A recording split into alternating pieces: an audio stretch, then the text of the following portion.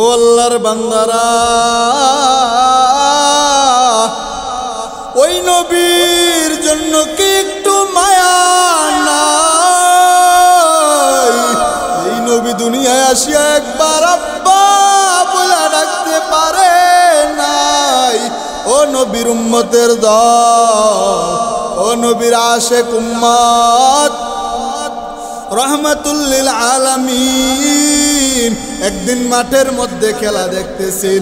মাঠের মধ্যে যখন খেলা দেখতে যায়, নবী তাকায় দেখেন সব শিশুদের বাবারা আসিয়া কোলে তুলে ঘরে নেয়, কিন্তু নবী একবার ডাইনে তাকায় আর খুঁজে আমার বাবাই কই। নবী একবার বামে তাকায় আর খুঁজে আমার বাবাই কই। আমার বাবাই কেন আসে না? ওদিক দিয়া নবীর মা আমেনা ঘর থেকে বের হয়ে গেছে, ডাক দিয়া বলে, আমার সন্তান মুহাম্মদ রে দেখছনি? নবীর জন্য ঘর থেকে বের হয়ে যাওয়ার পর কিছু কিছু মুরব্বী ডাক দিয়া বলে, তোমার সন্তান মুহাম্মদকে তো চিনি না, তবে ওই খেলার মাঠের কোনায় দেখছি একটা বাচ্চা ছেলে দাঁড়ায়া দাঁড়ায়া আব্বা আব্বা বইলা কাঁদতেছে। মা আমেনা দৌড়ে গিয়ে তাকায়া দেখে এটাই মায়ার নবী। আমেনা জড়ায়া দইরা ডাক দিয়া বলে, রে সন্তান, ও সন্তান ঘরে আয়, ঘরে আয়। নবী ডাক দিয়া বলেন, গো মা, ও মা, সব ছেলেদের বাবারা আসিয়া ছেলেদেরকে কোলে তুলিয়া আদর করিয়া ঘরে নিয়ে যায়। ও গো মা, আমি মুহাম্মদ তো জন্মের পরে আমার বাবারে আজও কোনোদিন দেখি নাই। ও গো মা, বলো আমার বাবায় কই? আমি না ডাক দিয়া বলে, তোমার বাবা তোমার জন্য ব্যবসা করতে গেছে, বিদেশের মধ্যে ব্যবসা করতে যাই আর ফিরে আসে নাই। নবী কান্দে আর ডাক দিয়া বলেন, গো মা, ও মা, আমার বাবার কবর কই? আমেনা নবীর সাথে নিয়া দাদা আব্দুল মুত্তালিবের কাছে যাইয়া ডাক দিয়া বলে, তোমার নাতি তার বাবার কবর দেখতে চায়। দাসী উম্মে আয়মানকে সাথে দিয়া নবী আর নবীর মা একটা ওটের পিছনে উঠিয়া নবীর বাবার কবর দেখার জন্য যায়। ও এতিম সন্তান, ওই বাবার চেহারাটাও কি মনে পড়ে না রে যুবক? অন্ধকার কবর থেকে দোয়ার অপেক্ষায় আছে রে ভাই। ও আল্লাহর বান্দারা, এইবার নবীর মা আমেনা আর নবী দাঁড়াইয়া নবীর বাবার কবরের সামনে দাঁড়াইয়া এমন কান্নার আওয়াজ, নবীর কান্নায় আসমান কান্দে, জমিন কান্দে, আল্লাহর আরশটা পর্যন্ত কাঁপতেছে। আল্লাহ ডাক দিয়া বলে, জিবরিল নবীরে সরায়া দাও, নবীর কান্না সহ্য করতে পারি না।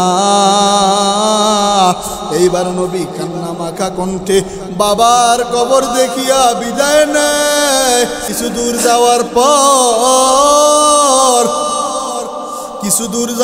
পর হঠাৎ করে নবীর মা ডাক দিয়া বলে, ঘোড়াটা থামা, আমার পেটের মধ্যে বড় ব্যথা হইতেছে। এই কথা বলিয়া ঘোড়া থেকে নামিয়া জমিনের মধ্যে পড়ে যায়। ডাক দিয়া বলে, সন্তান, বাবার কবর দেখতে আসিয়া আজকে মা হারায় এতিম হইয়া বাড়িতে যাবি। এইবার নবীর মা ও দুনিয়া থেকে বিদায়। এবার দাসী উম্মে আয়মান আর রহমাতুল লিল আলামিন ওই ঘোড়ার পিছনে উঠিয়া বাড়ির দিকে যায়। নবীর দাদা আব্দুল মুত্তালিব তাকায় দেখে, কিরে, পাঠাইলাম যে 3 জন, আসে দি 2 জন, আরেকজন কই? কাছ কাছাকাছি আসিয়া এবার ডাক দিয়া বলে, আমি আর কারে মা বলা ডাক দিব রে দাদা, বাবার কবর দেখতে যাইয়া মা হারাইয়া আজকে এতিম হয়ে গেলাম রে দাদা। ও নবীর উম্মতের দল, ওই নবীর জন্য একটু মায়া অন্তরের মধ্যে জন্মাও। मौला मुझे खावे कितनी चीज दिखाए, मौला मुझे खावे कितनी चीज दिखाए, कभी दिखा दे मुझे हाबिबे किबरिया, ऐ कभी दिखा दे मुझे हाबिबे किबरिया। আল্লাহ জাল্লা জানুহু ওয়া শানুহুর দরবারে অসংখ্য অগণিত শুকর ও সুজুদ যে মহান রব্বে করিম এই ফিতনা ফাসাদের জামানায় কোরআন সুন্নাহর ভিত্তিতে কিছু কথা বলবার এবং শুনবার তৌফিক দান করেছেন। নিয়ামতের শুকর আদায়ার্থে উচ্চ কণ্ঠে একবার বলি আলহামদুলিল্লাহ। লক্ষ কোটি দুরুদ ও সালাম পেশ করছি সাইয়্যিদুল মুরসালিন, ইমামুল মুরসালিন, আশরাফুল আম্বিয়া, হাবিবে কিবরিয়া, আকায়ে নামদার, মদিনা কা তাজদার, रहमतल लिल आलमीन हज़रत मुहम्मदुर रसूलुल्लाह सल्लल्लाहु अलैहि व आलिहि वसल्लमेर উপর আল্লাহ তাআলা বলেন, ইয়া আইয়ুহাল্লাযীনা আমানু, হে ঈমানদারগণ, ইত্তাকুল্লাহ, আল্লাহকে ভয় করো। ঈমানদারগণদেরকে উদ্দেশ্য করে আল্লাহ পাক বলেছেন। তার মানে হলো ঈমানদারদেরকে আল্লাহ অনেক বেশি মায়া করেন, অনেক বেশি মোহাব্বত করেন, অনেক বেশি ভালোবাসেন। ভিন্ন আয়াতে আল্লাহ রাব্বুল আলামিন বলেন, ওয়াল আসর, সময়ের শপথ, ইন্নাল ইনসানা লাফি খুসর, নিশ্চয়ই সকল মানুষ, সমগ্র মানব জাতি ধ্বংসের দ্বার প্রান্তে, জাহান্নামে। ইন্নাল ইনসান, ইনসান মানে হচ্ছে মানুষ, তার মানে সব মানুষ। আল্লাহ পাক কাফেরদেরকে বলেন নাই, মুনাফিকদেরকে বলেন নাই, বলছেন সব মানুষ জাহান্নামী। এই সব মানুষের মধ্যে মুসলমানও আছে। এই আয়াত দ্বারা বোঝা যায় সব মানুষ জাহান্নামী, ইল্লা কয়েকটা গুণ আছে, এই কয়েকটা গুণওয়ালা মানুষ ছাড়া বাকি সব মানুষ জাহান্নামী। আল্লাহ রাব্বুল আলামিন বলেন, ওয়াল আসর, সময়ের শপথ, ইন্নাল ইনসানা লাফি খুসর, সময়ের শপথ, নিশ্চয়ই সব মানুষ জাহান্নামের মধ্যে আছে, সব মানুষ জাহান্নামী। ইল্লাল্লাযীনা আমানু ওয়া আমিলুস সালিহাতি ওয়া তাওয়াসাউ বিল হক ওয়া তাওয়াসাউ বিল হাক্কি ওয়া তাওয়াসাউ বিস সবর। সব মানুষ জাহান্নামী, চার গুণওয়ালা মানুষ জান্নাতি। ইল্লাল্লাযীনা আমানু, চার গুণের মধ্যে এক নাম্বার গুণের নাম হলো ঈমান। চার গুণওয়ালা মানুষ জান্নাতি, এর মধ্যে এক নাম্বার গুণের নাম হলো ঈমান। ইল্লাল্লাযীনা আমানু, ঈমান কাকে বলে? আল্লাযীনা ইউমিনুনা বিল গায়বি ওয়া ইউকিমুনাস সালাহ ওয়া ইউকিমুনাস সালাতা ওয়া মিম্মা রাযাকনাহুম ইউনফিকুন।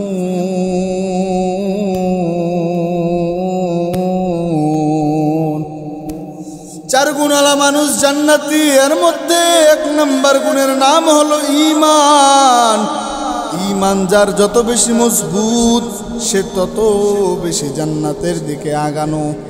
ঈমান কি? ঈমান কাকে বলে? আল্লাহ তাআলা জানায় দেয়, আল্লাযীনা ইউমিনুনা বিল গায়ব, আল্লাহর গায়বের প্রতি বিশ্বাস করো।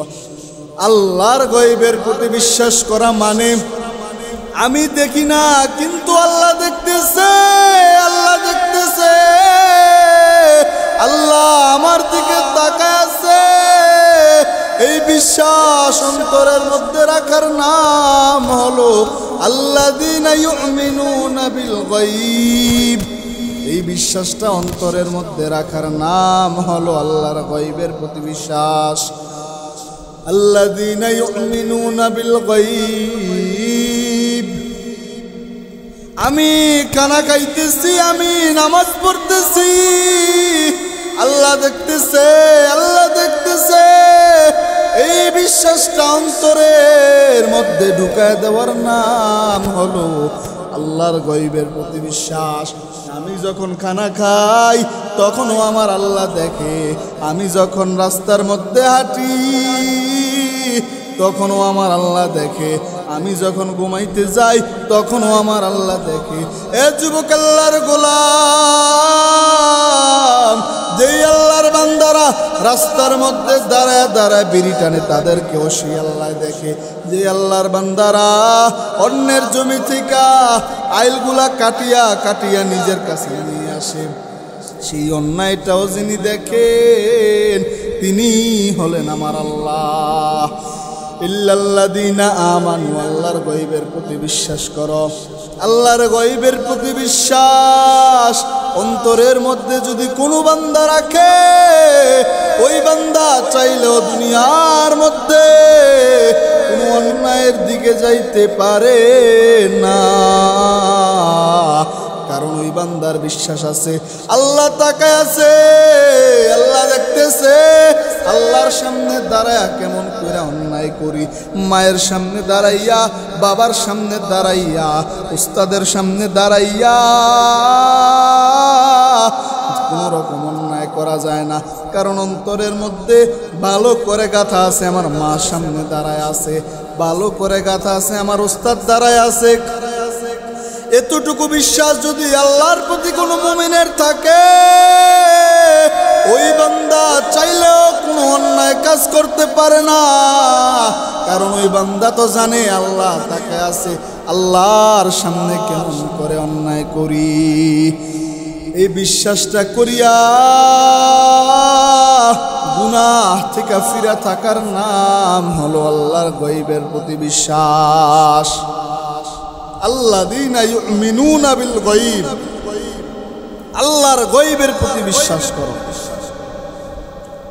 ইমানদার মুসলমান, দুনিয়ার মধ্যে আল্লাহর প্রতি যার ঈমান যত বেশি সেই বান্দা তত বেশি কামিয়াব। ও নবীর উম্মতের দল রহমাতুল লিল আলামিন দ্বীনের দাওয়াত দেওয়ার জন্য বের হবে। ও নবীর উম্মতের দল, নবীর কাছে যেদিন ওহী আসলো, ওহী আসার সাথে সাথে মায়ার নবীরে জিবরিল আমিন একটা জোরে চাপ দিলেন, একটা চাপ দিয়া বললেন ইকরা, ও মুহাম্মদ তুমি পড়ো। আবার দ্বিতীয়বার চাপ দিলেন, নবী বললেন আমি পড়তে জানি না। দ্বিতীয়বার চাপ দিয়া বললেন ইকরা, মুহাম্মদ তুমি পড়ো। দ্বিতীয়বার নবী বললেন আমি পড়তে জানি না। তৃতীয়বার জিবরিল আমিন বললেন ইকরা বিসমি রাব্বিক, তোমার রবের নামে পড়ো যিনি তোমাকে সৃষ্টি করেছেন। তখন নবীজি সাল্লাল্লাহু আলাইহি ওয়াসাল্লাম পড়তে পারলেন। এরপরে ঘরের মধ্যে যাইয়া ওই যে জিবরিল আমিন জোরে একটু চাপ দিলেন, ওই চাপের সাথে নবীজির জ্বর চলে আসছে। ঘরের মধ্যে যাইয়া নবীজি আম্মা জান খাদিজাতুল কুবরার কাছে নবুয়তের ঘটনা জানা দেয়। নবুয়তের ঘটনা জানা দেওয়ার পর এইবার আম্মা জান খাদিজা রাদিয়াল্লাহু তাআলা আনহুর কাছে যাইয়া, আম্মা জান খাদিজা রাদিয়াল্লাহু তাআলা আনহুর কাছে যাইয়া, ও নবীর উম্মতের দল, আম্মা জান খাদিজা রাদিয়াল্লাহু তাআলা আনহুর কাছে যাইয়া মায়ার নবী এমন ভাবে কাঁদতেছেন, আম্মা জান খাদিজা ডাক দিয়া বলেন নবী গো, আমি 3টা স্বামী বিদায়ের পর আপনার ঘরে আসছি গো নবী। 5টা সন্তান আমার দুনিয়ার মধ্যে। ওগো পয়গম্বর, আপনি নবীর মা নাই, বাবা নাই। ও নবী, আপনার দিলটা বড় খারাপ। আজকে যদি আপনার মা থাকতো, আজকে যদি আপনার বাবা থাকতো কতই না খুশি হইতো। ও নবী আপনি কান্দেন না, আমি খাদিজার যত অর্থ সম্পদ আছে সব আমি আপনার দরবারে হাদিয়া দিলাম। এরপরেও নবী আমার কান্না বন্ধ করে না, নবী আবার কাঁদতেছেন, আবার কাঁদতেছেন। এবার আম্মা জান চিন্তা করলেন রহমাতুল্লিল আলামিন দিনের দাওয়াত দিতে যাবে, কার কাছে যাবে? কেউই তো মুসলমান না, দিন সম্পর্কে তো কেউই জানে না। নবীজির এই কথা চিন্তা করিয়া আম্মা জান খাদিজা ডাক দিয়া বললেন, ওগো পয়গম্বর আপনার হাতটা বাড়ায়া দেন, আমি খাদিজা সর্বপ্রথম আপনার হাতে হাত দিয়া কালেমাওয়ালা হয়ে যাই। একটা নারী হইয়া পৃথিবীর মুসলমানদেরকে জানায় দেই, একটা নারী হইয়া আমি সর্বপ্রথম মুসলমান। ও মুসলমান আল্লাহর গোলাম, এইবার যখন নবী তাকায় দেখলেন নিজের ঘরের বিবি কালেমাওয়ালা হয়ে গেছে, নবী এবার কম্বল ফালাইয়া ওই দ্বীনের দাওয়াত দেওয়ার জন্য বের হয়ে গেলেন। নবী যখন দ্বীনের দাওয়াত দেওয়ার জন্য বের হইলেন, নবীর কাছে আরবের বেঈমানরা আসিয়া বলল, ও মুহাম্মদ তুমি কি চাও? আরবের সুন্দরী নারী, আরবের রাজত্ব, আরবের গাড়ি বাড়িগুলো সব তোমার নামে দিয়ে দেই। কিন্তু মায়ার নবী ডাক দিয়া বললেন, না না, আমি এক আল্লাহর গোলামি করার জন্য দুনিয়াতে আসছি, তোমাদের অন্য কারো কোনো গোলামি আমার দরকার নাই। এই কথা বলিয়া নবী এবার দ্বীনের দাওয়াত দিতে দিতে তায়েফের ময়দানে চলে গেলেন। তায়েফের ময়দানে যাওয়ার পর তায়েফের বেঈমানের তায়েফের জমিনে যাওয়ার পর নবী ডাক দিয়া বলতেছেন, ও তায়েফের মানুষ, আমি মুহাম্মদ এক আল্লাহর পক্ষ থেকে দাওয়াত নিয়ে আসছি, কবুল করি আল্লাহ। তায়েফের বেঈমানেরা বলে, ওরে বুঝি মক্কার পাগল। এই কথা বলিয়া ওই তায়েফের বেঈমানেরা ছোট ছোট বাচ্চাদেরকে দিয়া নবীর গায়ে বৃষ্টির মতো পাথর মারতেছে। নবীজির মাথা মুবারক ফাটিয়া রক্ত বের হয়ে গেছে। এইবার আল্লাহ ডাক দিয়া বলেন, জিবরিল আমার বন্ধুর কান্না আমি সহ্য করতে পারি না, যাও যাও যাও, নবীর অনুমতি নিয়া তায়েফবাসীরে উল্টায়া দাও। জিবরিল আমিন এবার আসিয়া ডাক দিয়া বলেন, ও নবী আল্লাহর পক্ষ থেকে সালাম, আল্লাহ পাক জানায়া দিছেন আপনি যদি অনুমতি দেন ওই তায়েফবাসীরে আমি জিবরিল উল্টায়া দিই। ওয়ামা আরসালনাকা ইল্লা রাহমাতাল লিল আলামিন। নবী ডাক দিয়া বলেন, ও ভাই জিবরাইল, না না, ওরা তো জানে না আমি মুহাম্মদকে, তারা আমার উপর পাথর মারছে, ওরা তো জানে না আমি মুহাম্মদের মা নাই, বাবা নাই, ওরা তো জানে না আমি জন্মের পরে কোনোদিন আব্বা বইলা ডাক দিতে পারি নাই, ওরা তো জানে না আমি মুহাম্মদ 6 বছর বয়সে মারা এতিম, ওরা তো জানে না আমি মুহাম্মদ কত কষ্ট করে করে এই জায়গার মধ্যে আসছি, ওরা যদি জানতো পাথর মারতো না।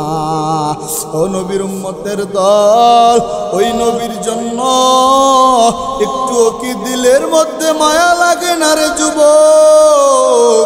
ওই নবী আমার এত কষ্ট করে করে দ্বীনের দাওয়াত দিলেন, ওই নবীর উম্মত হইয়া কেমন করে ওই নবীরে কাঁদাও। এ আল্লাহর বান্দারা, এ মুসলমান, এ যুবক, এ মুসলমান, আল্লাহর গোলাম, বলতেছিলাম ইমানের হালত। যদি নবীজি একটু দুনিয়ার চিন্তা করতেন, ইমানের কথা চিন্তা না করতেন, দুনিয়ার মধ্যে নবী চিন্তা করলে দুনিয়ার বাদশাহী পায়া যাইতেন। নবী চিন্তা করলে আরবের সবচেয়ে সুন্দরী নারী পায়া যাইতেন। কিন্তু নবী চিন্তা করলেন আল্লাহ দেখতেছে, আল্লাহর সামনে দাঁড়াইয়া কেমন কইরা আল্লাহর নাফরমানি করি। ও নবীর উম্মতের দল, এই জন্য বলি এখনো সময় আছে, সাবধান। এই আল্লাহর গোলাম, এ পর্দার অন্তরালের আমার মা, আজকে তোমরা ঘুরার জন্য কক্সেস বাজার যাও, বিভিন্ন জায়গায় ঘুরো, কিন্তু একবারও কি তাকায়া দেখছো ওই অন্ধকার কবরে যাওয়ার পর তোমাকে সাদা 5টা হাত দিয়া তোমারে প্যাকেট করে ফেলবে।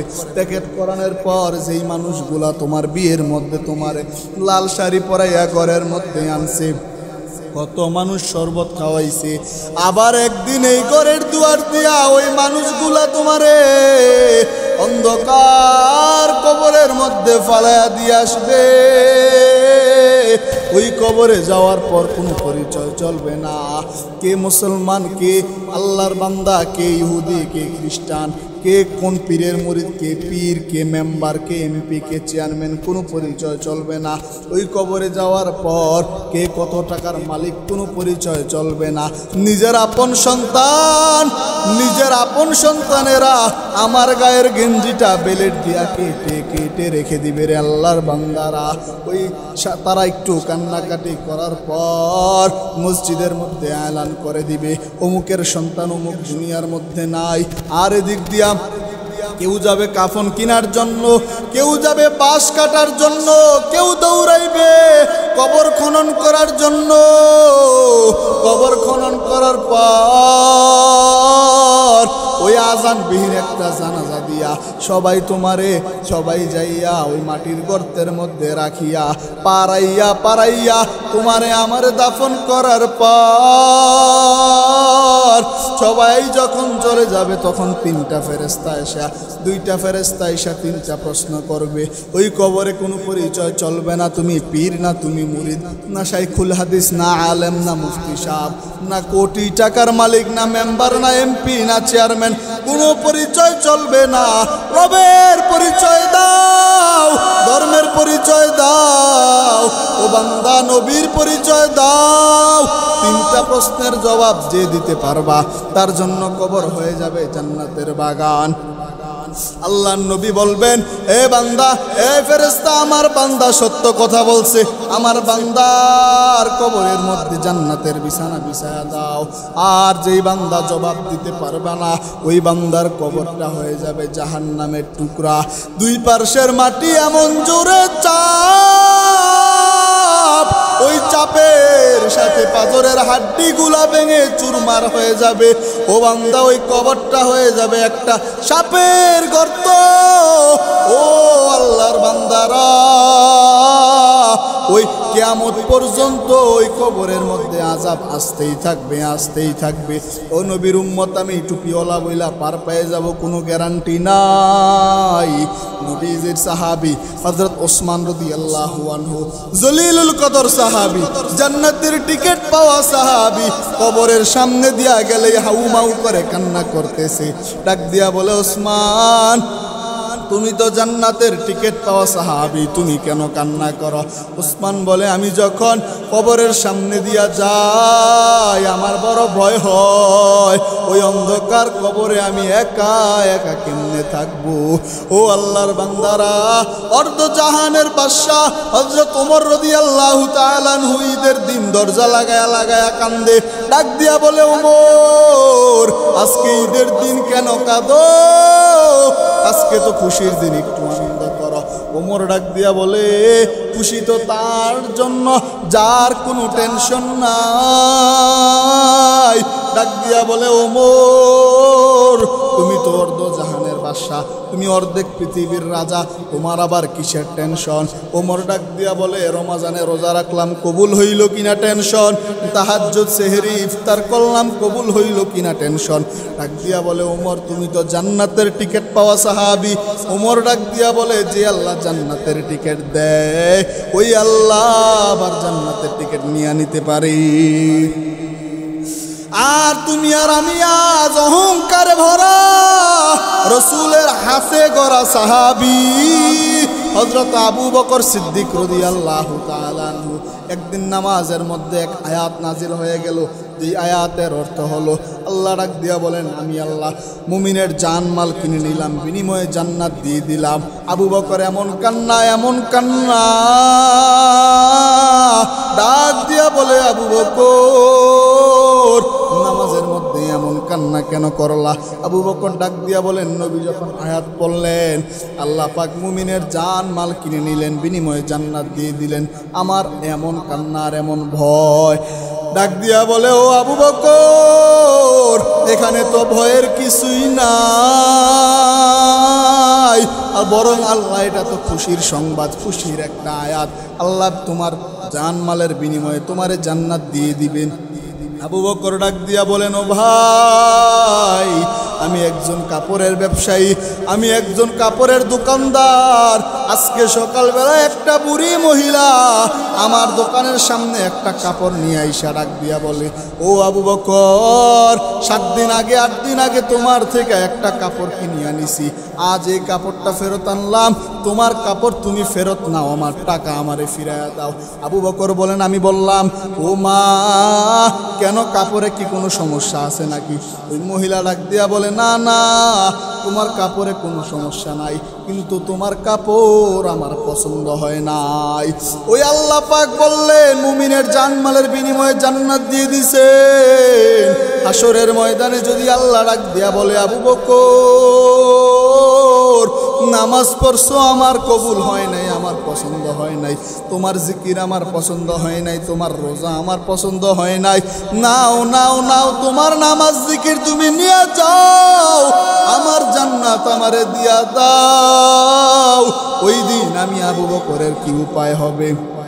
ও আল্লাহর বান্দারা, একটু চিন্তা করো, এত কিছু দুনিয়ার মধ্যে জান্নাতের টিকিট পাওয়ার পরেও যদি এত টেনশন, তোমার আর আমার কি পরিমাণ টেনশন হওয়া দরকার? তোমার আমার নামাজের খবর নাই, রোজার খবর নাই, পর্দার খবর নাই, মন মতো জিন্দেগি চলতে চলতে শেষ। ও পর্দার অন্তরালের আমার মা,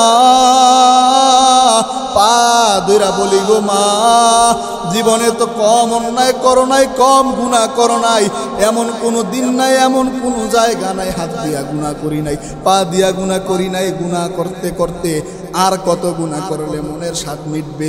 এখন একটু তওবা করো, আর ডাক দিয়া বলো, আল্লাহ গো, আর জীবনে নামাজ ছাড়বো না। তুমি আল্লাহ দেখতেছো তোমার নাফরমানি হয়, এমন কোনো কাজ আর করব না। ও দয়ার মালিক, তুমি আল্লাহ আমাদেরকে মাফ করে দাও। ও আল্লাহর বান্দারা, মরণের কি ভয় নাই? এমন কোনো দিন নাই যেদিন তোমার মতো আমার মতো যুবকের মরণের আওয়াজ নাই। ও আল্লাহর বান্দারা, তুমি কি দেখো নাই, যেই রোগী মারা যায়, ওই রোগীর জন্য যেই ডাক্তার প্রেসক্রিপশন লেখে, ওই ডাক্তারও কিন্তু মারা যায়। যেই আসামির ফাঁসির রায় হয়, সেই আসামি যেমন মারা যায়, যেই জজ সাহেব ফাঁসির রায় লেখে, সেও কিন্তু মরে যায়। যে নামাজ পড়ে তারও দিন যায়, যে নামাজ পড়ে না তারও কিন্তু দিন যায়, যে পর্দা করে তারও দিন যায়, যে পর্দা করে না তারও কিন্তু দিন যায়। এই দুনিয়াটা কয়দিনের রে ভাই? কয়দিন আর দুনিয়ার মধ্যে বাঁচবা? এমন কোনো দিন নাই যেদিন তোমার মতো আমার মতো যুবক মরে না। ও আল্লাহর বান্দারা, একটু নিজের দিলের মধ্যে চিন্তা করো। ওই যে গত মাসের আগের মাসে কক্সবাজার গেলাম মাহফিলের মধ্যে, এক আল্লাহর বান্দা আসিয়া হাতটা ধরিয়া বলেন, হুজুর, জীবনে তো কম গুনাহ করলাম না, ও হুজুর আমি বিদেশের মধ্যে থাকি, দেশের মধ্যে আসিয়া খবর পাইলাম আমার বউ নাকি আমার ঘরে নাই। আসিয়া দেখি এই কক্সবাজার কার সাথে জানি ঘুরতেছে। ও আল্লাহর বান্দারা, একটু চিন্তা করে দেখো কার জন্য তুমি দুনিয়া কামাই করবা। হাসরের ময়দানে মা ছেলেকে চিনবে না, ছেলে মাকে চিনবে না, বাবা সন্তানকে চিনবে না, ভাই ভাইকে পরিচয় দিবে না। অতএব আজ থেকে তওবা করো, জীবনে যতদিন বাঁচবো দাড়ি আর কাটবো না, নামাজ আর ছাড়বো না ইনশাআল্লাহ। গলায় চুরি আসবে, হারাম আর কামাই করব না। ও দয়ার মালিক তুমি কবুল করিয়া নাও। ও দয়ার আল্লাহ, ও গো রহমান, ও গো রহিম, এই আল্লাহর বান্দারা তোমার কাছে কান্দে। ও আল্লাহ তুমি কবুল কইরা নাও। ও দয়ার মালিক তোমার বান্দাদেরকে তুমি নিজে হেদায়াতের দৌলত দান করো।